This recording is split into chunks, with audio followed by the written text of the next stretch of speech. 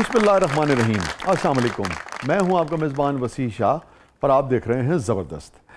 नाज़रीन, ज़बरदस्त में जब हमारे ऐसे मेहमान आते हैं जिनका वॉल्यूम ऑफ वर्क और क्वालिटी ऑफ वर्क इतना ज़्यादा होता है और इतना आला पाए का होता है कि आपको किसी लंबे चौड़े तारुफ़ की ज़रूरत नहीं होती, तो हम भी ये करते हैं कि बहुत लंबे चौड़े तारुफ़ के चक्कर में नहीं पड़ते हैं और हम बता देते हैं कि आज हमारे साथ एक ऐसी मेहमान हैं जिन्होंने मॉडलिंग की दुनिया में कदम रखा और फिर बेपनाह शूट्स किए, फिल्में की, प्लेस किए और आज उन्हें दुनिया जिया अली के नाम से जानती है। सो हमारे साथ मौजूद हैं जिया अली।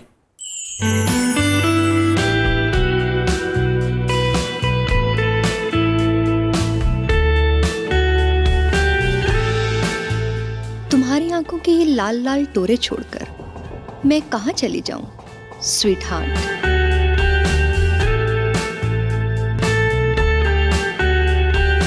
मॉरिशस में अक्सर मैं अपने आइडियल के बारे में सोचा करती थी और जानते हो, जो शक्ल उभरती थी वो तुम्हारी होती थी।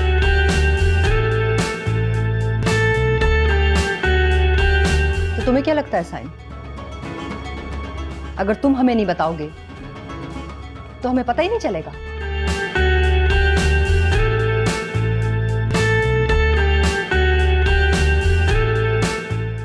मैंने हमेशा आपका हर हुक्म माना है साईं, कभी चूं तक नहीं की आपके सामने।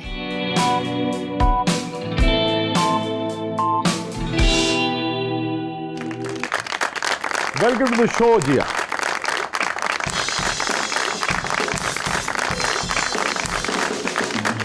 अस्सलाम वालेकुम सर। अस्सलाम वालेकुम। कैसे हैं आप? आई एम गुड, अल्हम्दुलिल्लाह। Please have a seat.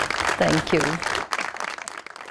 Thank you so much Zia, बहुत बहुत शुक्रिया, आपने वक्त निकाला, आप तशरीफ लाई। Thank you so much sir. मेरे लिए बहुत बहुत बड़ी बात है कि मैं आपके शो में आई और बड़े दिनों से मुझे इंतजार था कि कब आप बुलाएंगे। प्लीज, आप क्यों शर्मिंदा कर रही हैं? और अच्छी बात ये हुई कि चलिए हमारी मुलाकात में 8-10 साल के बाद हो रही है। जी बिल्कुल, कई साल कहाँ गए, कोई तब्दीली नहीं वाकई हुई आप में? रियली? हाँ? अच्छा। मैं तो रोज मुझे आईना बताता है कि 10 साल आगे आ गए हो तुम। बस फिर बीइंग योगा टीचर मैं आज बहुत सारी चीज़ें आपको ऐसी बताऊंगी जो एंटी एजिंग है, सो उससे बहुत सारी बेहतरी आती है। वेरी इंटरेस्टिंग जी। तो आजकल योगा हो रहा है? जी, कई सालों से मैं योगा प्रैक्टिस भी कर रही हूँ, एज अ स्टूडेंट भी और टीचर भी हूँ। अच्छा, सिखा भी रही हैं? जी, सिखा भी। अच्छा। शाहजी, फिटनेस तो सामने ही है और माशाल्लाह उनका जोड़ा भी आज बहुत खूबसूरत लग रहा है। खुद भी बहुत खूबसूरत लग रही है। बहुत बहुत बहुत मेहरबानी, बहुत शुक्रिया। ये मेरे मियाँ का फेवरेट कलर है, रेड। अच्छा, वेरी गुड। तो शादी के बाद मुझे लगता है कि मुझे भी ज़्यादा मज़ा आता है जब वो तारीफ़ करते हैं मेरे रेड ड्रेस में। तो जब हमारी आखिरी मुलाकात हुई थी उस वक्त तक तो मुझे याद पड़ता है आपकी शादी नहीं हुई थी। नहीं जी, मैंने लेट शादी की है। I just got married. अभी हमारी 4 साल चौथी एनिवर्सरी हुई है मई में। अच्छा, माशाल्लाह, बहुत मुबारक हो जी। मुझे वाकई बात करनी पड़ेगी जी, वरना मैं आपको जरूर मुबारकबाद अदरवाइज भी देता। बहुत शुक्रिया। एक्चुअली कोरोना था उन दिनों में बहुत ज्यादा। और आपने कहा और कुछ करने को है नहीं, चलो शादी कर लो। नहीं ऐसा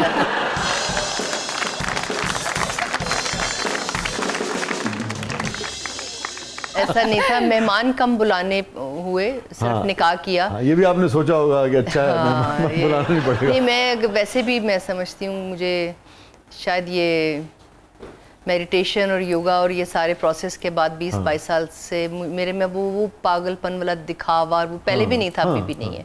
सो मैं समझती हूँ कि बहुत ज़्यादा पैसे शादियों पे नहीं खर्च करने चाहिए। बहुत अच्छी बात कर रही हैं, बहुत अच्छी बात। ये योगा वाली बात जो है ये मेरे पहले इल्म में नहीं थी। अच्छा। ये कैसे, फिटनेस का तो सबको ही होता है और होना भी चाहिए, आपको फिट रहना चाहिए। जो टेलीविज़न के हमारे दोस्त हैं उनको और ज़्यादा अपने आपको ख्याल रखना पड़ता है, मगर ये योगा की तरफ आप कैसे निकल गई? मुझसे ना सब नमाज नहीं पढ़ी जाती थी, जा नमाज पे होके भी ना दिमाग बहुत इधर उधर भागता था। अच्छा। तो मुझे ये लगता था कि हम बहुत सारे मामले में ज़िंदगी में बेईमानियाँ करते हैं और इधर उधर की बातें भी हो जाती हैं, तो ये जो एक मामला है आपका खुदा के साथ, ये ज़रा नाइंसाफ़ी मुझे लग रहा था, दिमाग बहुत भागता था। ठीक है, मैं अगर ये समझूं आपकी बात को कि आप कह रही कि यकसुई नहीं हो पाती जी, फोकस नहीं मेरा हो पाता था। और फिर बाद में जब मैंने इस चीज़ के बारे में डिस्कस किया तो मुझे पता चला कि बहुत सारे लोगों का ये इशू है। ये ब्रेथ का इशू होता है, आपका ब्रीदिंग का इशू होता है। तो फिर मैंने मेरे भाई ने, मुन्ना मुश्ताक ने कुछ एक कोर्स किया हुआ था जो एंजाइटी, स्ट्रेस और आपकी जो, क्योंकि अब हमारी इतने मुश्किल ज़िंदगी होती है एज एन आर्टिस्ट, और और बहुत टाइम टेबल ऊपर नीचे होता है, तो मुझे वो लगता था कि मुश्किल रोल भी मुझे करने का शौक है। सो वो स्ट्रेस बहुत ज़्यादा जनरेट हुआ था। अम्मी की डेथ के बाद भी प्रॉब्लली मैं वो लेट गो नहीं कर पा रही थी चीज़ें, तो मेरी नींद का इशू हो गया था। और बाद में पता चला कि बचपन से मेरे सांस का इशू था। अच्छा, यू नो, स्लीप एपनिया जिसे कहते हैं। जी, तो अच्छा। या तो बहुत नींद आती थी या बहुत कम आती थी। अच्छा, तो फिर उसके लिए मैं दवाइयों और शॉर्टकट की तरफ नहीं गई। तो जो रीज़न था मेरा इस चीज़ का, उस पे मैंने काम किया। और अब तो 25 साल से ऊपर हो गए हैं कि मैं इस चीज़ को रेगुलरली, ब्रीदिंग टेक्निक्स को रेगुलरली करती हूँ। अच्छा, वेरी गुड। योगा और मेडिटेशन जो बेसिकली आपकी है ना, वो आपको आपकी प्रेजेंट मोमेंट में रखती है, आपको लम्हे मौजूद में रखती है। वाह वाह। तो आपके ऑर्गन्स जो है ना, वो फिर लम्हे मौजूद में काम करते हैं। वाह वाह वाह। अगर सुकून चाहिए, जी, देखिए हम योगा तो नहीं करते मगर शायद योगा को समझ तो सकते हैं ना। अगर सुकून चाहिए इस लम्हे मौजूद में तो, जी, अगर सुकून चाहिए इस लम्हे मौजूद में तो आओ इस लम्हे मौजूद से बाहर निकले। वाह, अब ये फरमाइए कि ये जो हेल्थ के हवाले से कोई ऐसी चीज़ जो उठते बैठते चलते फिरते कुछ ऐसी तो नहीं कि आपसे अगर कहें कि जी एक आध मिनट में कोई ऐसी चीज़ बता दें जिससे कहते हैं ना हींग लगे ना फिटकरी, किसी का कुछ भी नहीं लगता कि यार ये तो कर लिया करो, तो आप हैं और आपके देखने वाले हैं। देखिए जी, हर इंसान का लाइफस्टाइल ना टोटली डिफरेंट होता है। मैं थोड़ा सा अवॉइड करती हूँ, अब करना ज़्यादा शुरू हो गई हूँ कि आप कोई ऐसा शॉर्टकट मशवरा अगर किसी को दें तो वो सारा साल ही वो यूज़ करता रहता है। तो मैं कोई टोटके उस तरह वाले नहीं देती कि ये खा लें या वो खा लें। हर इंसान की बॉडी लाइफस्टाइल डिफरेंट होता है। सो एक सांस ऐसी चीज़ है वसी साहब जो कि सब एक ही जैसा ले रहे हैं और हर एक की जरूरत है। ठीक है। तो अगर हर फर्क है, मैं आपको बताऊं, कैसे डिफेंस में अलग है, शादरे में अलग है। So sad and unfortunate. जी हाँ, ये बड़ा अनफॉर्चुनेट है। डिफेंस तो होने नहीं चाहिए, मैं समझती हूँ। इंसानों को अल्लाह ने इतना शऊर दिया है, कुदरत इतना शऊर दिया है कि हम अपना डिफेंस सिस्टम खुद ऑन रखें। अपना जाती डिफेंस सिस्टम अगर हम ऑन रखें तो हमें किसी डिफेंस की जरूरत नहीं। अच्छी बात की आपने। कोई लड़ाइयाँ ना हो, कोई झगड़े ना हो, दुनिया पुरसुकून हो। जो सांस एक ऐसी चीज़ है जो हम सब इंसानों के पास, चाहे वो डिफेंस में रहता हो या कहीं भी रहता हो, सो वो एक ही जैसा आ रहा जा रहा होता है। और सूरज और चांद के मुताबिक उसके डिफरेंट मामलात होते हैं। इसमें भी आपको पढ़ने की ज़रूरत नहीं है। लेकिन जो भी सांस आपका आ रहा है नाक से और जा रहा है, यू नो, राइट और लेफ्ट नॉस्ट्रल से सांस जो आ रहा है और जा रहा है, सिर्फ आंखें बंद करनी है। दिन में कुछ सेकंड से अगर आप ये स्टार्ट करना शुरू करें ना, आंखें बंद करके बिल्कुल कमर को सीधे रखते हुए सिर्फ अपने सांस पे फोकस करें। यू नो, किस नथली से आ रहा है, नॉस्ट्रल से, कौन सी नॉस्ट्रल, जो ये राइट नॉस्ट्रल है, लेफ्ट नॉस्ट्रल है, इससे सांस आ रहा है और जा रहा है, इसको सिर्फ आपने महसूस करना है। तो जो भी आपके दिमाग में एक रील चलती है, वो अनलिमिटेड बातें आ रही होती हैं और जा रही होती हैं, वो फोकस होने शुरू हो जाता है। वो आप प्रेजेंट मोमेंट में, लम्हे में आने शुरू हो जाते हैं। ये इतनी आसान और हज़ारों साल पुरानी टेक्निक है। तो मेडिटेशन होगी ना? मेडिटेशन होगी। अगर आप नमाज में भी आपको इशू हो रहे हैं, जैसे मुझे होते हैं और बहुत सारे लोगों को होते हैं। अब जब मैं टीच करती हूँ योगा या कोर्सेज कराते हैं हम, तो बहुत सारे लोग ये कंप्लेन लेके आते हैं कि हमारा नमाज पे भी जो है ना, जहाँ नमाज पे होके भी हम जहाँ नमाज पे नहीं होते। तो ये बड़ी चीज़ होती है कि लोगों की जो ऑर्गन्स हैं यहाँ से आके इशू में आने शुरू रहते हैं। डाइजेस्टिव सिस्टम, नींद का सबसे ज़्यादा प्रॉब्लम लोगों को। और ये जो ब्रीदिंग प्रैक्टिस आप बता रही हैं, कितनी देर तक इसको रख सकता है आदमी, कितनी देर तक रखना चाहिए इसको? जितना अगर आप रेगुलरली प्रैक्टिस करेंगे, दिन में 2-3 दफ़ा करेंगे, तो 4-5 मिनट, 10 मिनट, 15 मिनट। जैसे मैं कोई कम से कम 5-7 साल से रेगुलरली कुछ कोर्सेज ऐसे कर रही हूँ। सो मेरा 2.5 से 3 घंटे मैं बग़ैर हिले जुले और बग़ैर आंखें खोले हुए यहाँ पे फोकस करके बैठ सकती हूँ। तो उससे आपकी स्पाइन सीधी रहती है, ठीक है, और जो पूरा ऑक्सीजन है वो बॉडी को प्रॉपर मिलता है। आप खुद भी कुछ सीधे रहते होंगे।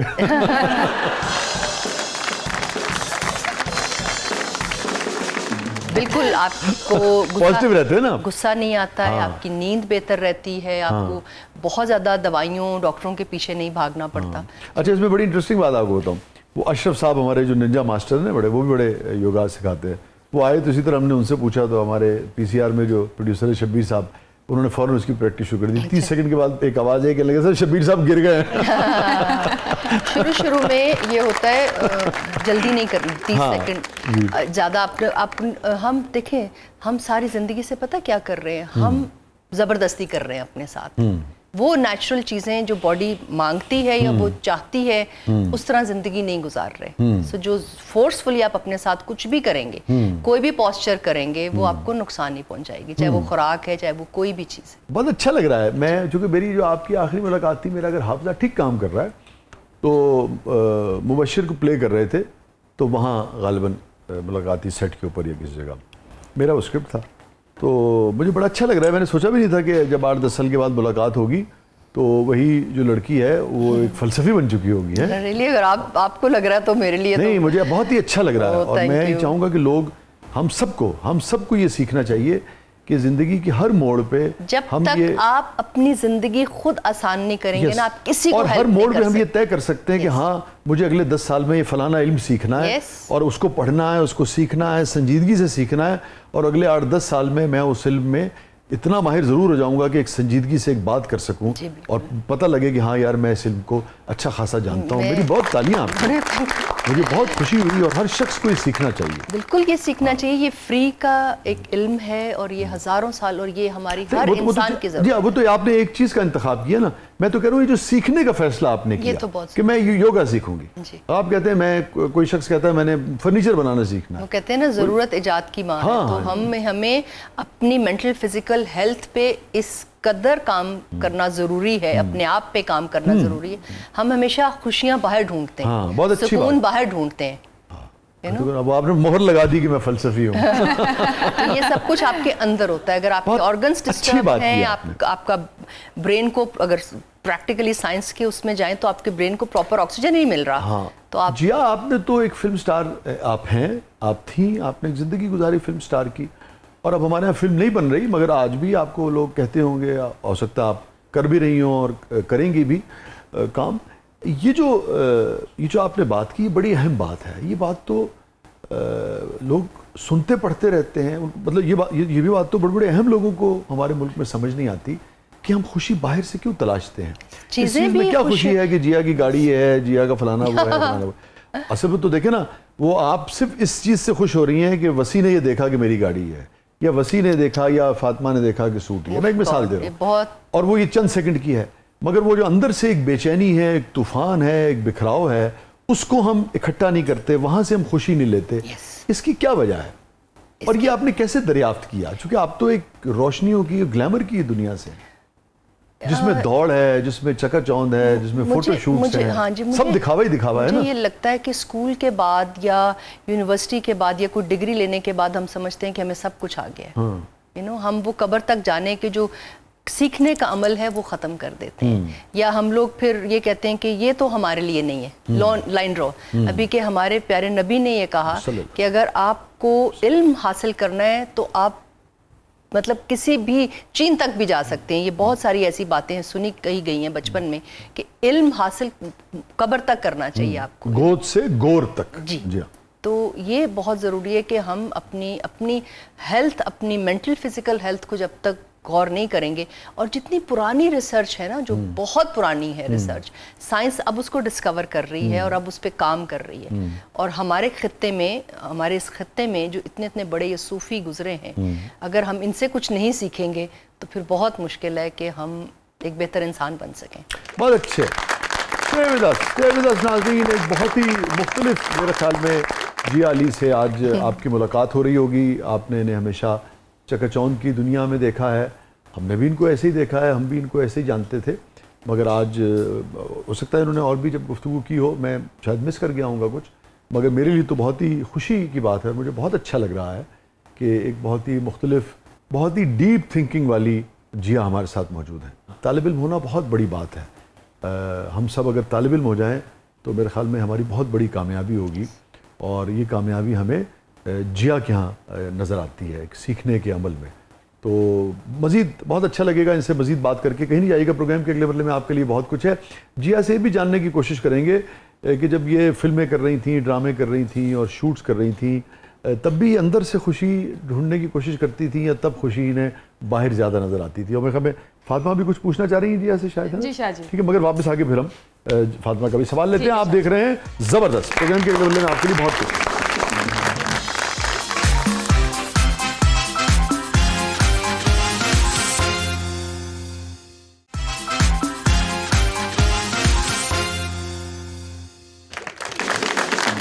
वेलकम बैक नाज़रीन, ज़बरदस्त में एक बार फिर खुशामदीद। और फातिमा साहबा, क्या है प्रोग्राम के इस मरले में? जी हाँ, हमारा एक सेगमेंट है मेरा कुछ सामान।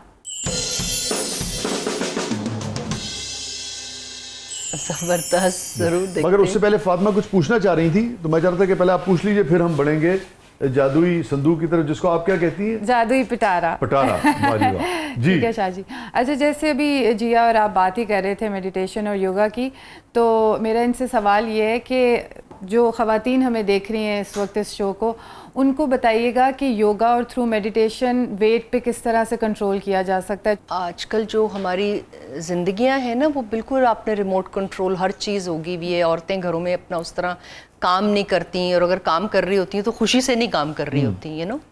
सो ये चीज़ें बहुत अहम है आपको सीखना आज औरत को, कि आप फिजिकल वर्क करें, यू नो। अपना पूरा दिन जब तक आप अपनी बॉडी को थकाएंगी नहीं, ठीक है, आपके माइंड को थकाएंगी नहीं, तो आपको नींद अच्छी नहीं आएगी। एक बहुत प्रैक्टिकल सी बात है, यू नो। कोई दौर वो नहीं है। वेट गेन हमेशा आपके हार्मोन्स अनबैलेंस होते हैं और आपकी नींद डिस्टर्ब होती है, यू नो। और वो क्यों होती है? आपका जो हाजमा होता है, आप खा रहे होते हैं दिन में 2, 3, 4 दफ़ा, यू नो, और गलत आवर्स में खा रहे होते हैं, और वो आप उतना बर्न नहीं कर रहे होते। तो आपका जो मेटाबॉलिज्म है, जो मैदा है आपका, बेसिकली वो स्वेल हो जाता है, या सुकड़ जाता है, या स्वेलिंग की तरफ चला जाता है, ओवर ईटिंग की वजह से और गलत टाइमिंग्स की वजह से। तो जैसे फातिमा कह रही है, जैसे भी आपने जेनेरिक सी एक्सरसाइजेस बताई कुछ, कि भाई वो आप सांस लीजिए, और उसको इसी तरह से ख़ास ख़वातीन के लिए कोई ऐसी एक्सरसाइज हैं जो वो चलते फिरते उठते बैठते जब भी वक्त मिले और कर ले? एक तो मेहरबानी करके, जैसे मैंने पहले कहा, कि अपने घरों के काम खुद करना शुरू करें, नौकरों पे ज़्यादा ना डिपेंड करें। तुसी तो ससा वर्गी गल शुरू कर दी। मेरे घर में एक हेल्प है, और वो भी ज़्यादातर ऑफिस के लिए होता है। और नहीं, मैं समझती हूँ कि आप जिम के खर्चे करें, उनके टाइम निकालें, ठीक है, वो एक पार्ट टाइम आपका एंजॉयमेंट के लिए ठीक है, लेकिन उसमें कोई वेट कुछ लूज नहीं होता। समझती घर के काम काज आप अगर घर के काम काज करें और अपनी नमाज रेगुलरली कायम करें, अगर उसके लिए मुश्किल है, आपकी बैठने में इशू है या मामलात में इशू है, तो कुछ हर्ब्स ऐसे मार्केट में मिलते हैं, जैसे अश्वगंधा है, त्रिफला है, ये आंवला, रीठा, इस तरह के ऐसे हर्ब्स हैं, यू नो, जो कि आपको बैलेंस करते हैं आपके डाइजेस्टिव सिस्टम को। आपकी जो इन्फ्लेमेशन होती है, आपका हार्मोन्स जो अनबैलेंस होता है, औरतों का हार्मोन्स बहुत ज़्यादा अनबैलेंस रहता है, यू नो। फातिमा जी, तो चलते हैं हम अपनी जादुई पिटारे की तरफ। जी जरूर। वाह, ये तो इतनी सारी यादें मुझे लग रहा है। So beautiful. अच्छा जी, अब क्या उठाएं और क्या ना उठाएं? ये बहुत इंटरेस्टिंग है। वेरी गुड, है ना? लेट्स। इससे तो हम सभी की बहुत सारी यादें, बहुत सारी यादें हैं। This is like an amazing. मैंने बहुत सारी ऐसी फिल्में कई बार देखी हैं दिन में, और बहुत डांट भी खाई है, और उस वक्त नहीं पता था कि एक्टर बनूंगी। उस वक्त नहीं पता था क्यों देख रही हूँ ये सारी फिल्में। I don't know what was. घर वाले भी ये कहते होंगे, क्यों देखती रहती है? पाकीज़ा एक ऐसी फिल्म है, अच्छा, मेरी फेवरेट फिल्म्स में से फिल्म है, और आज तक एज एन एक्टर मुझे वो रहा कि अगर मैं वो मीना कुमारी का वो रोल करूं, पाकीज़ा वाला, सो आई कैन फाइनली, मुझे लगेगा कि मैं एक्टर हूँ, यू नो। कितनी मर्तबा देखी होगी आपने? दिन में 5-7 दफ़ा। ये एक दिन में देखती थी? छुट्टियों में, जब स्कूल की छुट्टियां कितनी मर्तबा देखी होगी? मुझे नहीं याद, सीरियसली। अभी भी 100 दफ़ा तो देख चुकी हूँ। इतनी मेरी फेवरेट फिल्म थी। मदर इंडिया बहुत फेवरेट थी। मैडम नूरजहां के गाने क्योंकि अम्मी को बहुत पसंद थे, तो वो हम लोग क्योंकि मुल्क से बाहर रहते थे, तो मुल्क के साथ जो एक कनेक्शन था वो ये टेप थी। आपने कौन सी फिल्म सबसे ज़्यादा देखी होगी अपनी ज़िंदगी में? एक ही फिल्म? आई थिंक दिल वाले दुल्हनिया ले जाएंगे, यस, काउंटलेस, लाइक जैसे इन्होंने मेंशन किया है। मैंने जो फिल्म देखी सबसे ज़्यादा, वो पता नहीं आप लोगों ने देखी कि नहीं देखी, शायद जिया ने शायद देखी, आई डोंट नो आपने देखी कि नहीं देखी। एक साहिर के गानों पे एक फिल्म थी गुरुदत्त की, उसका नाम था प्यासा। प्यासा, मैंने कम से कम भी 11-12 मरतबा। गुरुदत्त के गाने तो मैंने बहुत सुने हैं, मेरे उस सारे गाने जो थे ना साहिर लुधियानवी के लिखे ओहो हुए, ये जो बड़े तारीखी, जो बड़े इनकलाबी किस्म के गाने हैं ना, कहाँ है मुहाफिज खुदी के, सना खाने तकदी से मशरिक कहाँ है, अरे ये उसी का साहिर साहब का लिखा हुआ था। ये उसी फिल्म का है, प्यासा का है। फिर वो जो गाना है कि तुम्हारी है तुम ही संभालो ये दुनिया, ये दुनिया अगर मिल भी जाए तो क्या है, क्या रफ़ी है, साहब, वो भी प्यासा का है। बड़ी कमाल, एक शायर की कहानी है, तो कमाल की। मारे भी खाई हूँ बहुत ज़्यादा इन कैसेट्स की वजह से, वीसीआर की वजह से। आई रिमेम्बर, आपको याद है वो जब हम लोग 10-12 घंटे के लिए रेंट पे लेके आया करते थे वीकेंड पे, जी यू नो, और अक्सर लाइट चली जाया करती थी। सो वो यादें इस टेप के साथ मेरी हैं, और सारी फैमिली से डांटे भी खाई। और मुझे याद है कि मेरी टीचर, मैं मैथ्स में बहुत वीक थी, सो हमें टीचर लगवाया गया घर में कि पेपर से पहले, मैट्रिक से पहले मेरे को मार्क्स बेहतर हो जाएंगे पढ़ूंगी तो मुझे याद है फारूक साहब हैं अभी भी मुल्तान में, बहुत अच्छी पोस्ट पे हैं, जज हैं शायद, किसी जूनियर कोर्ट में या सीनियर कोर्ट में, आई डोंट रिमेम्बर। तो हमने उनको भी फिल्मों पे लगा दिया था। वो ट्यूशन पढ़ाने आते थे और अब उनको फिल्में दिखा रहे होते थे। तो मेरी अम्मी के भाई बन गए थे, तो उन्होंने कहा था कि आपके बच्चे अमेजिंग हैं, मतलब मैं एक निहायत संजीदा इंसान हूँ, और मुझे उन्होंने फिल्में दिखाने पे लगाया। लेकिन आप देखिए, जैसे हम ये जिस फिल्म पे जिक्र कर रहे हैं, ये साहिर लुधियानवी के गीत थे, उसमें मुझे वो गीतों की वजह से और भी ज़्यादा पसंद है। फिल्म भी खैर बड़ी कमाल है। और अब ये जो है ना, जाने वो कैसे लोग थे जिनके प्यार को प्यार मिला, ये भी साहिर का गीत उसी फिल्म और गुरुदत्त पे पिक्चर। यस। तो ये तो सोशल चेंज लाने की तमन्ना रखते थे। क्या एक्सप्रेशन, वो देखे ना, ये साहिर की जो वो नज्म है, मेरी महबूब कहीं और मिला कर मुझसे, ताज तेरे लिए एक मजहर उल्फत ही सही, उसको इस वादी रंगी से अकीदत ही सही। ताजमहल पे तंज किया है साहिर ने कि ये अगर ये अमीर आदमी अगर अपनी मोहब्बत का ताजमहल बना सकता है, तो गरीब को ये हक क्यों नहीं हासिल। तो बड़े यानी कि कमाल के ये लोग थे, तो फिल्म को बड़ा पॉजिटिव यूज करते हैं। और साहिर का तो सारे ही काम जो है, और जंग के खिलाफ साहिर की जो नज़में हैं साहिर लुधियानवी साहब की, वो इतनी कमाल की कमाल नज़में हैं। साहिर का बड़ा मारूफ शेर है जिया जी, जंग तो खुद ही एक मसला है, जंग तो खुद ही एक मसला है, जंग क्या मसलों का हल देगी। वाह। खून अपना हो या पराया हो, खून अपना हो या पराया हो, नस्ल आदम का खून है आखिर। वाह। जंग मशरिक में हो कि मगरिब में, जंग मशरिक में हो कि मगरिब में, अरे अमने आलम का खून है आखिर। टैंक आगे बढ़ें कि पीछे हटें, कोक धरती की बांझ होती है। वाह। फतह का जश्न हो कि हार का सोग, फतह का जश्न हो कि हार का सोग, जिंदगी मैयतों पे रोती है। वाह। जंग तो खुद ही एक मसला है, जंग क्या मसलों का हल देगी। आग और खून आज बख्शेगी, भूख और एहतियाज कल देगी। साहिर कहते हैं, इसलिए ऐ शरीफ इंसानों, जंग टलती रहे तो बेहतर है। आप और हम सभी के आंगन में शम्मा जलती रहे तो बेहतर है। जंग तो खुद ही एक मसला है, जंग क्या मसलों का हल देगी। ये तो साहिर लुधियानवी। देखिए, आपकी कैसेट से हमें कितना बड़ा आदमी याद आ गया, बहुत बड़ा आदमी याद आ गया, और कितना सच ये लोग कह गए हैं। अब इन चीज़ों पे अगर हम अमल ना करें, अपनी जिंदगियां ऐसे ना गुजारें, तो फिर मुझे लगता है कि बहुत मुश्किल में। क्या कहने, बात हुई साहिर लुधियानवी की, तो पता नहीं मेरा ज़हन कहाँ से कहाँ चला गया। एक और अपने अहद का, बल्कि हर अहद का एक बड़ा आदमी मुझे याद आ गया है। सब एक ही अहद के लोग थे, एक ही अहद में शेर कह रहे थे, और मिलते जुलते इनके ख्यालात थे। अगर कहीं इख्तलाफ भी था तो एक चीज़ पर सबका इत्तेफाक था कि सब प्रो पीपल थे, सब डेमोक्रेट्स थे, और सब जो थे वो अपने अवाम के लिए, अवाम के साथ खड़े, इंसानियत के लिए, इंसानियत के लिए। तो मुझे फराज साहब याद आ गए। अब न वो मैं, न वो तू है, न वो माजी है फराज। अब न वो मैं, न वो तू है, न वो माजी है फराज। जैसे दो शख्स तमन्ना के सराबों में मिले, वाह। क्या कहने फराज साहब। नाज़रीन स्टे विद अस, कहीं नहीं जाइएगा, छोटे से वक्फे के बाद वापस आते हैं। हमारे साथ मौजूद हैं जिया अली साहिबा। प्रोग्राम के अगले मरले में आपके लिए बहुत कुछ है, आप देख रहे हैं सबक।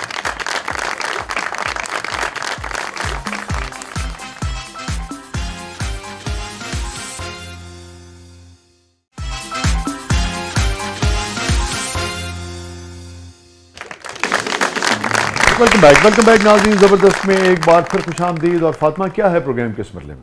हमारा एक सेगमेंट है जिसका नाम है पब्लिक सब जानती है।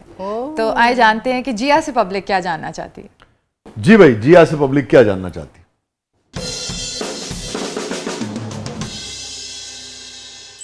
जिया जी, आप मॉडल भी हैं, कभी ऐसा हुआ है कि डिज़ाइनर ने पेमेंट ना की हो शो की और आपने कहा हो जोड़ा तब वापस मिलेगा जब पेमेंट करोगे? अच्छा, हाँ होता है, काम में तो ऐसा होता है। फिर कभी बहुत ज्यादा किसी से खटपट हो गई हो, अनबन हो गई हो? एक्चुअली मैंने काम ही इतना कम किया है, और अगर मॉडलिंग की बात की जाए तो मॉडलिंग में तो बहुत नए डिज़ाइनर्स को फेवर देते हैं। अच्छा। ऑलरेडी डिसाइडेड होता है कि भाई पैसे कम होंगे या नहीं होंगे, अगले शूट पे हो जाएंगे। अच्छा। और मेरी एक नेचर में है कि मैं नए डिज़ाइनर्स को बहुत प्रमोट करती हूँ, you know?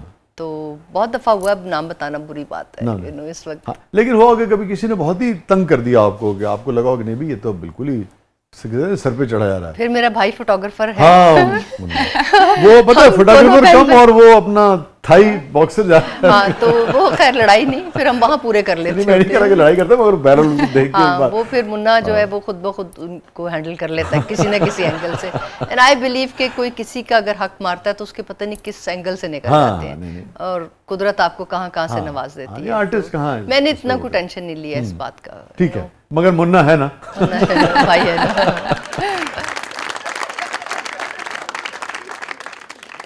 Ji Jiya madam, आप मेरा पहला क्रश हैं। आपका पहला क्रश कौन था? जनाब। ओह माय गॉड। मैं क्लास 7th में थी या 6th में थी, आई रिमेम्बर। और उन दिनों मुझे बस पे स्कूल जाना पड़ा। मैं यूजुअली साइकिल पे जाती थी, तो इस्लामाबाद में थी ना आप शायद? नहीं, मैं लाहौर में, सेंट मैरीज से मैं पढ़ी हुई हूँ, और गालिब मार्केट में हमारा घर हुआ करता था। तो उस तरफ बस स्टेशंस नहीं थे सेंट मैरीज जाने के लिए। इधर सुई गैस का जो एक बहुत बड़ा ऑफिस था उस तरफ थे। तो एक लड़का जो मुझसे थोड़ा बड़ा था, उसका वो मेरा पहला क्रश था, आई रिमेम्बर, बिकॉज मैं थोड़ा टॉमबॉयश से हूँ, और आज तक उसको शायद ये बात नहीं पता होगी। उस रास्ते गुजरने में मुझे लगता है कि मुझे एक यंग एज में होती है चीज़ें, दैट्स इट। तो आपको भूला नहीं कभी? नहीं, उसकी आंखें नहीं भूली आज तक। अच्छा। somehow, because एक क्या वजह थी? बड़ी बड़ी थी, गहरी थी, कलर डिफरेंट था? वो ओवर एक्टिंग इतनी ज्यादा करता था, वो अब आके मुझे समझ आई। अच्छा। हाँ, उस जमाने में कुछ चीजें अच्छी लगती हैं। हाँ, बहुत अच्छी अब बंदा हंसता है कि यार और अच्छा लग मुझे रहा हंसी आती है अपने आप पे कि मैं कितनी वो मासूमाना चीज थी, या क्या ऐसा था मेरे अंदर एक चीज के आज तक ना उसको पता है ना मैं एक्सप्लेन कर सकी इस बात को लेके। सो वो हर एक की जिंदगी में ये चीजें, कुछ लोगों को टीचरों से हो जाता है, you know, and all that. वो सब, वो एक हार्मोन्स इतने डेवलप हो रहे होते हैं और इतनी वो लाइफ डिफरेंट हो रही होती है कि वो फेस सब पे आता है। जी भाई। जिया जी, मैं आपका बहुत बड़ा फ़ैन हूँ। प्लीज़ मेरे लिए कोई गाना सुना दें या कोई अपना favourite dialogue. Oh my God. गाना और डायलॉग, मुझे तो वसी साहब के डायलॉग नहीं याद हुआ करते थे, और अभी भी मैं डायलॉग्स में तो बहुत बुरी हूँ। गाना क्या सुनाऊँ? मेरा मियाँ यहाँ पे होता तो वो बहुत अच्छा, मैं हमेशा उनको आगे कर देती हूँ। नेक्स्ट टाइम हम रिक्वेस्ट करेंगे आपको कि मियाँ साहब के साथ आएं। हाँ, उनको गाने याद भी रहते हैं। बूहे बारियां ते नाले कंधा टप के, बूहे बारियां ते नाले कंधा टप के, आवांगी हवा बन के, बूहे बारियां हाय बूहे बार। That's it.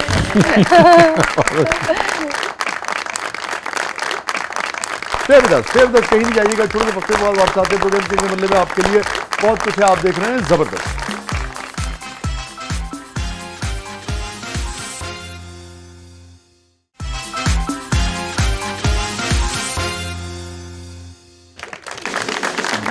वेलकम बैक नाज़रीन, ज़बरदस्त में एक बार फिर खुशामदीद। और जिया साहिबा, हमारा सेगमेंट है जिसका नाम है कथारसिस।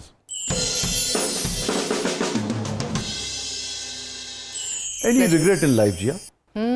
बहुत से और ऑन एंड ऑफ याद भी आते रहते हैं। और अभी जैसे मैंने शुरू में सारी डिस्कशन जो की है कि योग की तरफ जाना या स्पिरिचुअलिटी की तरफ जाना, उसका रीज़न भी यही था कि हम इंसान हैं और हमसे बहुत गलतियाँ होती हैं और हम एक्सेप्ट नहीं करते उन चीज़ों को।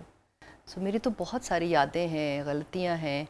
अम्मी की बीमारी जब बहुत अरसे तक चल रही थी ना सर, तो मैं काम कर रही थी और ऐसे काम कर रही थी कि दिन रात मुझे हर वक्त मेरा सूटकेस पैक होता था। अम्मी लाहौर में होती थी और मैं कराची या मुल्क से बाहर। तो 2-3 दफ़ा अम्मी काफ़ी देर तक हॉस्पिटलाइज एडमिट रहीं। और मेरे अम्मी अब्बू की शायद सबको पता है कि हमारे अम्मी अब्बू की सेपरेशन हुई थी, तो हमारे पास एक माँ, एक सॉलिड रिलेशनशिप था सारे बहन भाई, सब बहन भाइयों के पास। तो अम्मी को ना नमक खाने से डॉक्टर ने मना किया हुआ था, उनका ब्लड प्रेशर बहुत हाई हो जाता था और वो हार्ट के लिए भी सही नहीं होता था, कोमा में भी चली गई एक दफ़ा। सो आई रिमेंबर उनके मरने से कोई कुछ दिन पहले she had lot of salt और ब्लड प्रेशर हाई और हम कराची में थे। और मेरा ये जो गुस्सा, हम एक्टरों को ना बहुत गुस्सा होता है, हमें बाहर के कामों के भी गुस्से होते हैं, हम सारे आके घर पे ही निकालते हैं। और मैंने वो गुस्सा अम्मी पे निकाला था। आई रिमेंबर कि कुछ चीज़ मेरे हाथ में थी और मैंने आज तक कभी ये मेरा बिहेवियर किसी ड्रामे की शूट भी करनी हो तो बड़ा मेरे लिए मुश्किल होता है, मुझे बड़ा रोल को तारी करना पड़ता है। वो मैंने चीज़ उठा के एक दीवार पे मारी थी घर में।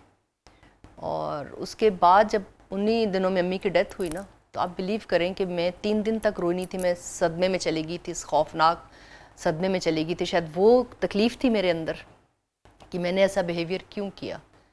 कि जब पेरेंट्स हमें पाल रहे होते हैं और जब ये सब उस प्रोसेस से गुजर रहे होते हैं, वो शायद इस किस्म के बिहेवियर नहीं करते बच्चों के साथ। और उन्होंने तो 5 बच्चों को, हम लोगों को, मेरी माँ ने अकेले पाला है। तो वो मैं कभी भी अपने आप को माफ़ नहीं करती। मैं जितना मर्ज़ी योग कर लूँ, जितने मर्ज़ी कर लूँ, वो चीज़ मेरे अंदर अभी भी तकलीफ। और जो भी आपका मामला हो गया था, इसके कितने अरसे के बाद उनका इंतकाल हुआ? कुछ दिनों के बाद। मगर आपने उनसे माजरत कर ली थी? नहीं की ना। अच्छा, वो रह गई। ओह, अच्छा, मैं अच्छा, चली गई अपना गुस्सा वुस्सा करके, मैं इस्लामाबाद चली गई अच्छा। And she is gone. वो लाहौर चली गई, ईद के दिन थे, छोटी ईद के दिन थे, और वो लाहौर चली गई। ईद के तीसरे दिन उनकी डेथ हो गई और मैं माजरत नहीं कर। और मैं ऐसे शॉक में चली गई थी कि मैंने 3 दिन तक मैं रो नहीं पाई थी। तो आपको लगा कि उस वाक़े का क्लोजर नहीं हुआ? नहीं हुआ उसकी वजह से। उन अम्मी की कब्र पे जाना मेरे लिए मुश्किल हो गया। अम्मी की बहुत सारे ऐसे, बहुत मैं तकलीफ़ में रही थी, मैं बहुत बीमार हो गई थी। मेरी शादी होने वाली थी उन दिनों में, वो एक सारा बिखर गया सारा उनके जाने के बाद। अभी कि हम तैयार थे कि अम्मी ने मरना है, हर इंसान ने मरना है। अब आके मुझे समझ आ गई, अब मुझे, जैसे मेरे भाई की डेथ हुई है पिछले कुछ सालों में, तो अब एक्सेप्टेंस आ गई है। लेकिन जो हम एक दूसरे को अपनी अंदर की महरूमियों की वजह से, जब हम बहुत क्लोज के लोगों को और उनकी बीमारी के दिनों में जो दुख देते हैं ना, वो नहीं भूलने वाले होते, वो नेक्स्ट टू इम्पॉसिबल होता है। तो हालांकि हम सबको ये बात समझनी चाहिए, और हम सभी पूरी तरह से नहीं समझ पाते, कोई कम, कोई ज़्यादा, कोई बिल्कुल नहीं, कि जो भी हमारे इर्द गिर्द जब बीमारी से कोई हमारा साथी, दोस्त, फैमिली वाला लड़ रहा होता है, उसमें एक चिड़चिड़ापन थोड़ा सा होता है, तो हमें उसको टॉलरेट करना है। जो आपने बात की बचपने की जिया, आप देखिए कि दीन की तालीमात क्या हैं, ख़ास तौर पे बुज़ुर्गों के हवाले से, वो सेहतमंद भी हों तब भी, कि और इनके साथ ऐसे ही नरमी और शफ़क़त के साथ पेश आओ जैसे बचपन में इन्होंने तुम्हें नरमी और शफ़क़त से। इसलिए तो मैं मेंटल और फिज़िकल हेल्थ का हर एज ग्रुप में इतना ज़्यादा प्रचार करती हूँ कि आप अगर जब तक खुद सेहतमंद नहीं होंगे ना, ताकतवर नहीं होंगे, तो आप किसी को कुछ नहीं दे सकते। आप अपने आप को तो क्या देंगे, आप किसी को कुछ नहीं दे सकते। आप अपना हर रिश्ता ख़राब कर आप अपना हर रिश्ता ख़राब कर लेते हैं। पैसा और पावर और शोहरत कुछ मायने नहीं रखती अगर आप उस वक्त ख्याल ना कर सकें उस अपने का या किसी गैर का भी, जब वो तकलीफ़ में है या जब वो किसी पेन में है, तो उसका ख्याल ना अगर कर सकें तो बड़ा होता है। तो ये एक चीज़ है। मैं आपको इसकी दाद देना चाहूँगा, बड़ा हौसला चाहिए इस पाए का सच शेयर करने के लिए। हम देखते हैं कि जब भी हमारे दोस्त इस खुलूस के साथ इस नौयत का सच शेयर करते हैं, तो हम देखते हैं कि लोग उससे बहुत सीखते हैं। बिल्कुल जी, हम लोगों को अंदाज़ा होता है कि हम सब गलतियाँ करते हैं, उससे बड़ी बड़ी गलतियाँ की होती हैं, मुख्तलिफ तरह की बड़ी गलतियाँ की होती हैं। अगर आप तो मगर हमें एक्सेप्टेंस सीखना में आ चाहिए। जाए ना, मैं Yes. समझती हूँ हम अब करते रहेंगे जब तक हम कब्र में नहीं चले जाते, हम गलतियाँ करते रहेंगे। लेकिन अगर आप एक्सेप्ट करने शुरू हो जाएं अपनी गलतियों को, तो मुझे लगता है कि वो सुधार अपने अंदर आने शुरू हो जाता है। जी आप ये फरमाइए, कोई ऐसी बात ज़िंदगी में जो आपको गिल्ट में मुब्तला रखती हो, कॉन्शियस ज़मीर से ना कचोके लगाता रहता हो कि जी अली, ये मुझसे ज़िंदगी में इस मामले में गलती हुई? अब शादी के बाद मुझे लगता है मेरा जो मियाँ है इमरान, जैसे पहले मुझे लगता था, कॉन्फिडेंटली मैं टीवी पे बैठ के बहुत दफ़ा कह देती हूँ कि मैंने बहुत सारे रिश्तों को ना की। शादी मेरी लेट हुई, इट्स ऑब्वियस सी बात है। मैंने बहुत सारी हरकतें ऐसी की होंगी जिसकी वजह से मैं एक्सेप्ट नहीं कर पा रही थी। मुझे लगता है पेरेंट्स का रिलेशनशिप भी वो उतना परफेक्ट नहीं गुजरा, तो ये भी मेरे अंदर एक खौफ था।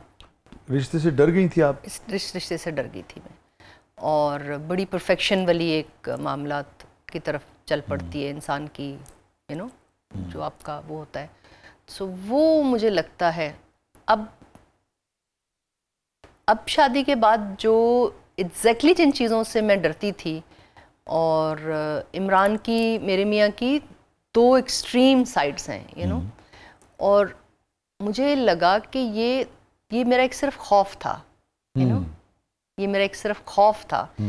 इस चीज़ को एक्सेप्ट मैंने ही करना है। आप कभी किसी को बदल नहीं सकते। आप कभी भी किसी इंसान को जो आप बदलने की कोशिश करते हो, चाहे वो मर्द औरत को करे या औरत मर्द को करे, ये एक सबसे बड़ी बेवकूफ़ी होती है। आपको चीज़ों को एज इट इज़ एक्सेप्ट करना होता है किसी भी रिलेशनशिप में, यू नो। सो ये अब आके मुझे होता है कि चलो देर आए दुरुस्त आए। एक बहुत बेहतरीन खाविंद है मेरे पास, मेरे दोस्तों की तरह, जो जिनको प्यार से मैं समझती हूँ कि आप कोई भी बात कह दो, यानी he understood that. मगर इस रिलेशनशिप में जिया अली की रेड लाइन क्या है? अच्छा, ये रेड लाइन मैंने अब ख़त्म करनी है। करनी है? हाँ, करनी है। अच्छा, वो आज़ादी दे देनी है? हाँ। आप किसी को बांध के रखना या शर्तों पे रिलेशनशिप नहीं चलते, कभी भी नहीं चलते। उसमें तकलीफ आप ही को होती है एंड ऑफ द डे। जो आप जितना ज़्यादा एक्सेप्ट करेंगे किसी से, दूसरे से, वो कभी भी कंप्लीट नहीं होता, है ना। सो ये जो रेड लाइन हम खींचते हैं ना, ये बड़ी ख़तरनाक है। अगले के लिए नहीं होती, आपके अपने लिए होती है। आप तकलीफ़ में चले जाते हैं, क्योंकि वो परफेक्शन तो कभी भी नहीं आ सकती। सो ये आदत मैंने भी विद इन 2-3 वीक्स में, ये हमारे झगड़े होते, छोटे मोटे झगड़े होते, तो ये मैंने सीख लिया है, और सीखना अब इस पे मैंने अमल करना शुरू किया। तो रेड लाइन मिटा रही हैं आजकल आप? Of course. जिया अली साहबा की ज़िंदगी का इतनी अचीवमेंट्स हैं, मुख्तलिफ शोबों में आपने काम किया, हर शोबे में आपको बहुत सारे सुपर डुपर हिट्स मिले, कामयाबियाँ मिली, और मगर और भी बहुत कुछ होगा ज़िंदगी में, और भी बहुत शेड्स हैं ज़िंदगी के, और भी बहुत रिश्ते हैं, और भी बहुत अभी तो मुझे लगता है ज़िंदगी शुरू हुई है। मुझे अब लगता है आज आपसे बातचीत करने के बाद मुझे और कितनी क्लैरिटी आई है, और मुझे लगता है ज़िंदगी अब शुरू हुई है। मैं इस पेस पे चल रही हूँ। इज़्ज़त अफ़ज़ाई का शुक्रिया। मेमोरेबल मोमेंट आपकी ज़िंदगी का जो मैं भी मिस भी करती हूँ बहुत ज़्यादा अब आके, मैं जो मेरा भाइयों के साथ खेलना था ना, वो मैं बहुत मिस करती हूँ अभी भी। जो छुट्टियों में हम लोग दरख्तों पे चढ़ते थे, जामुन बहुत मुझे पसंद है। आजकल फिर जामुन का वेदर आ गया है, तो जामुन खाना और वो जो बचपन में खेलना था ना भाइयों के साथ, that I miss a lot, seriously. Zia Ali Sahiba की ज़िंदगी का सबसे गमगीन लम्हा? अल्लाह, कई है। ये एक तो एक अम्मी की डेथ प्रॉबेबली, और जो मेरे पेरेंट्स की सेपरेशन। उस वक्त क्या उम्र थी आपकी? I was only I think 5 साल 6 साल। अगर मैं आपसे ये पूछूं, जिन पेरेंट्स के यहाँ सेपरेशन हो रही है, हो सकती है, या वो बात करते हैं, उनको वो 5 साल की बच्ची बता सके कि उस पर क्या बीतती है, तो हो सकता है कुछ सेपरेशन रुक जाएं उस 5 साल की बच्ची की बात सुन के। वो 5 साल की बच्ची क्या देखती थी, क्या फील करती थी, उसको आप पेंट कर सकती हैं, बयान कर सकती हैं? बहुत खौफ, उफ, ऐसी चीज़ें जो हम बच्चे, अब उस उम्र के बच्चे जो हैं, मैं उनको देखती हूँ तो मैं उन पेरेंट्स से कहती हूँ कि भाई ये अच्छा, टॉक्सिस जो रिलेशनशिप होते हैं ना माँ बाप के, उसमें सबसे ज़्यादा बच्चे सफ़र कर रहे होते हैं, यू नो। अगर माँ बाप खुश नहीं है तो जैसे मेरी बहुत लेट शादी हुई, just because of I was got scared of this whole whatever happened. उन दोनों के लिए अच्छा था या बुरा था, सही था या गलत था, मैं उसके बारे में कोई ऐसी मैं नहीं समझती कि मैं जज करूं उस चीज़ को। लेकिन जो बच्चे जिस तकलीफ़ से गुजरते हैं, इस चीज़ का माँ बाप, सारी जिम्मेदारी माँ बाप की होती है और रिश्तेदारों की, जो आसपास के रिश्तेदार होते हैं। क्या वो 5 साल की बच्ची क्या फील करती थी उस वक्त इतना अंधेरा होता है और इतनी घबराहट होती है और इतनी कंजेशन होती है अंदर, यू नो, और वो बहुत तकलीफ दे, वो बयान नहीं कर सकते आप उन चीज़ों को, यू नो। ये फरमाइए सबसे बिटर मोमेंट जिंदगी का। आई वॉज यंग और मॉडलिंग नई नई स्टार्ट की थी, तो उस वक्त मुसरत आपा के साथ कुछ अंडरस्टैंडिंग्स हुई थी और मैं उसको एक्सप्लेन नहीं कर पाती थी, बिकॉज मैं बहुत कम बोलती थी। बचपन में मैं ज़्यादा बातचीत नहीं करती थी। कहीं शायद मेरी भी गलती होगी और कहीं देखने सुनने वालों की गलतियाँ बहुत सारी होती हैं और आप यूज़ हो जाते हो, यू नो।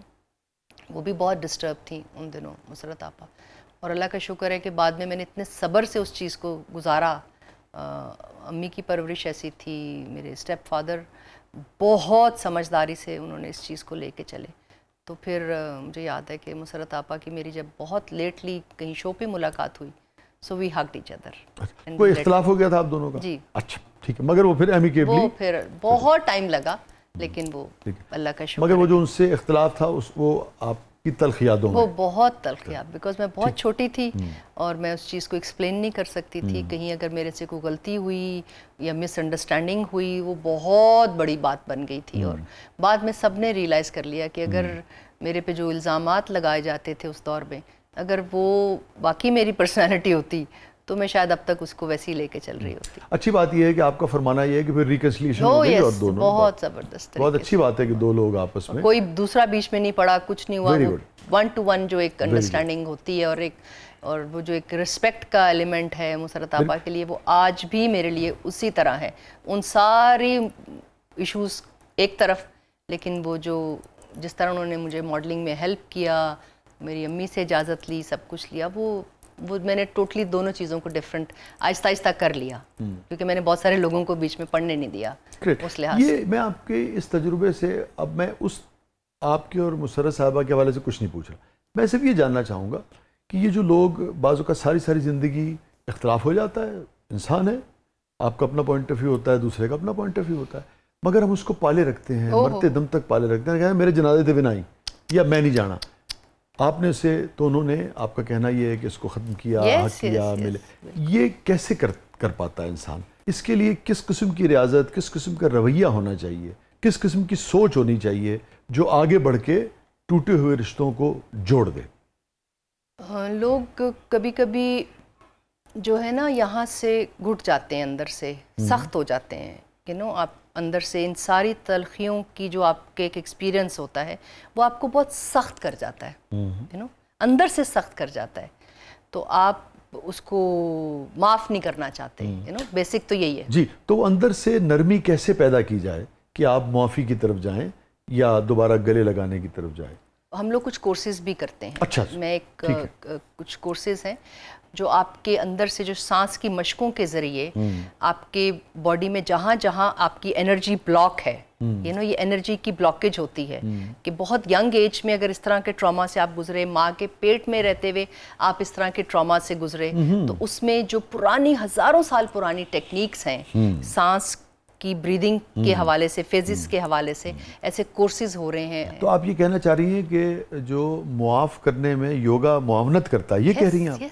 अच्छा, ब्रीदिंग, मेडिटेशन और मुरातबा जो है वो डेफिनेटली मैंने अपने अब्बू की जो सारी मैं आपको स्टोरी सुना रही हूँ, मैंने 30 साल बाद इस कोर्सेज को 2, 3, 4, 5 दफ़ा, जो मेरी सारे इश्यूज थे ना, जो सारे अम्मी के साथ वो जो सारे मामला चल रहे थे, वो सारे मेरा गुस्सा था मेरे अंदर, यू नो, उस 5 साल की बच्ची का वो गुस्सा था अंदर, जो काम में भी इशू करता था, जो हेल्थ में भी इशू करता था, हर रिश्ते में। मैंने 30 साल बाद अपने बाप को जाके, स्पेशली लंदन जाके माफ़ किया था। और कितने अरसे बाद आप गई थी मुलाकात? ऑलमोस्ट कोई 28-29 साल कह तो सकते आपने 30 साल के बाद देखा अपने वालिद? जी। तो आप जब वालिद के पास गई तो वो एक्सपेक्ट तो नहीं कर रहे होंगे? नहीं, he was so happy, we cried so much, हम इतना रोए दोनों बाप बेटी, इतना रोए। और वो दिन मुझे आज भी नहीं भूलता। आई रिमेम्बर लंदन में वो बारिश इतनी सख्त हो रही थी और हमें दोनों बाप बेटी को परवाह ही नहीं थी कि बारिश हो रही है, एंड वी वर बिल्कुल खुले आसमान के नीचे भी, एक फिल्मी सीन था, we were crying. So this is life. बहुत बहुत शुक्रिया Jiya, thank you so much. आप तशरीफ़ लाई, बहुत दिल से आपने बातें की। आई होप कि लोग उससे बहुत कुछ सीखेंगे। थैंक यू सो मच, बहुत अच्छा लगा। बहुत शुक्रिया। और इस शो में आना, और इसका जो नाम ही है ज़बरदस्त, और मुझे लगता है कि जो पूरा कॉन्सेप्ट है और जिस तरह आप इसको लेके चल रहे हैं, हम वेट कर रहे होते हैं कि कब किसी पर्सनालिटी या किसी नोन आदमी के एक्सपीरियंसेस से सीखें। सो आपका शुक्रिया कि आप ऐसा शो लेके चल रहे हैं, और इतनी तल्ख बातें जो हम कभी कभी अपने आप से भी नहीं करते, और आपके सामने आके बिल्कुल मज़े से, आसानी से कर जाते हैं। सो एज अ होस्ट आपका बहुत बहुत शुक्रिया, आपने मुझे बुलाया। Thank you so much. मैं और समझता हूँ इतना ज़बरदस्त शो, प्लीज़ इसी अंदाज से इसको करते रहिए। थैंक यू सो मच जिया। और नाज़रीन, ये था आज का ज़बरदस्त। अपने फीडबैक से हमें आगाह कीजिएगा। जिया ने जो बात की, इसी को एक शेर में मैंने डाइसेक्ट करके बयान करने की कोशिश की थी कि दो अलग अलग चीज़ें होती हैं। हमें समझना चाहिए कि ऐसा तो नहीं है कि हम जिसको खुशी समझ रहे हैं वो खुशी ना हो, वो सिर्फ एक कामयाबी ही हो जो बुलबुले की तरह कुछ अरसे में ख़त्म हो जाएगी। और असली खुशी जो है वो कहाँ है? वो बाहर तो होती नहीं है, ये तय है कि वो अंदर ही होती है। और वो बाज़ औक़ात, बल्कि बेशतर औक़ात, कामयाबी की मोहताज नहीं होती है। वो खुलूस की, प्यार की, रिश्तों की, जिस पैशन को आप फॉलो करना चाहते हैं उसमें पैसा है कि नहीं है, वो उसकी मोहताज होती है। कामयाबी तो है, खुशी नहीं है। कामयाबी तो है, खुशी नहीं है, जैसी सोची थी ज़िंदगी नहीं है। और आदमी तेरा एतबार कहाँ, हाँ अभी था अभी नहीं है। और तेरी हर बात किस लिए माने, तेरी हर बात किस लिए माने, ये मोहब्बत है नौकरी नहीं है। वाह वाह वाह। बहुत बहुत शुक्रिया। आपने फीडबैक से हमें आगाह कीजिएगा। इजाज़त दीजिए। अल्लाह हाफ़िज़।